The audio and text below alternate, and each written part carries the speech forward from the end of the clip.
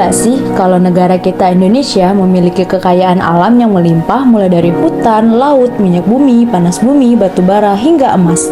Semua kekayaan itu dimiliki oleh Indonesia dan tersebar di berbagai provinsi yang ada, dari Sabang hingga Merauke.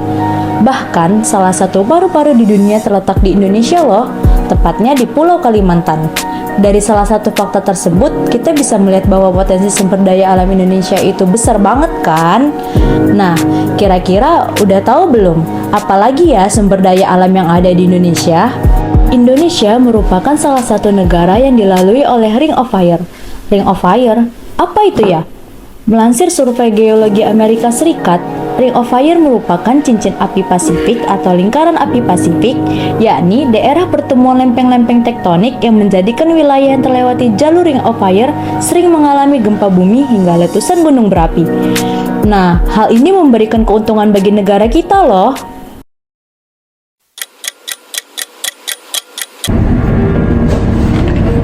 Letak Indonesia yang berada pada cincin api menjadikan Indonesia sebagai negara dengan jumlah gunung api aktif terbanyak ketiga di dunia. Gunung api aktif ini merupakan salah satu sumber dari energi panas bumi yang dapat dimanfaatkan menjadi sumber pembangkit listrik. Pembangkit listrik tenaga panas bumi menjadikan salah satu energi terbarukan di saat menipisnya cadangan bahan bakar fosil. Selain itu, saat ini harga listrik yang masih melambung tinggi karena terbatasnya pasokan listrik menyebabkan diperlukannya pembangkit listrik dari energi.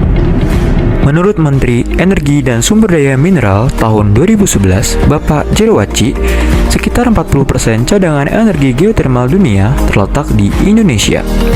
Indonesia diperkirakan menjadi salah satu negara dengan cadangan energi panas bumi terbesar di dunia. Cadangan energi panas bumi tersebar di beberapa wilayah, terutama di bagian barat Indonesia. Energi panas bumi dapat dimanfaatkan dalam kehidupan manusia, salah satunya sebagai pembangkit listrik. Di Indonesia, geotermal dimanfaatkan sebagai pembangkit listrik tenaga panas bumi. Secara sederhana, PLTP adalah tenaga listrik yang dihasilkan dari gerak turbin yang digerakkan oleh panas bumi. Cara pemanfaatannya adalah dengan membuat sumur yang kedalamannya mencapai titik panas bumi. Lalu, panas tersebut dialirkan di lokasi turbin untuk menggerakkan turbin. Potensi tenaga panas bumi yang besar di Indonesia menjadikan pembangunan PLTP sebagai salah satu prioritas nasional bidang energi. Permintaan energi yang paling tinggi berada di Pulau Sumatera, Jawa, dan Bali. Energi panas bumi dianggap sebagai sumber energi terbarukan karena ekstraksi panasnya jauh lebih kecil dibandingkan muatan panas bumi. Emisi karbon dioksida pembangkit listrik tenaga panas bumi saat ini kurang lebih 122 kg CO2 per megawatt jam listrik. Kira-kira 1/8 dari emisi pembangkit listrik tenaga batu bara, sehingga emisi yang dihasilkan oleh PLTP sangat minim. Selain emisi yang dihasilkan sangat minim, energi panas bumi juga merupakan energi terbarukan yang relatif tidak akan habis. Sumber energi ini terus-menerus aktif akibat peluruhan radioaktif mineral, sehingga ketersediaannya lebih stabil dibandingkan energi fosil. Energi listrik yang dihasilkan dari energi panas bumi atau geotermal tidak memerlukan solusi penyimpanan energi karena dapat dihasilkan sepanjang waktu. Dalam implementasi pemanfaatan energi panas bumi dalam sektor PLTP, masih terdapat beberapa hal yang menjadi kontroversi di kalangan masyarakat. Sebagian masyarakat menganggap bahwa pembangunan PLTP akan memberikan dampak negatif bagi mereka, sehingga terjadi penolakan oleh masyarakat setempat yang menjadi kendala utama dalam relasi pembangunan PLTP. Banyak masyarakat beranggapan negatif terhadap adanya pembangunan PLTP dikarenakan dengan adanya PLTP hanya akan menimbulkan kerusakan dan kerugian terutama terhadap alam yang merupakan harta bagi mereka. Faktanya, panas bumi justru dapat memberikan dampak positif terhadap lingkungan. Selama ini, energi konvensional yang telah digunakan seperti fosil energi menghasilkan lebih banyak emisi, yang mana emisi tersebut sangat merugikan bagi lingkungan.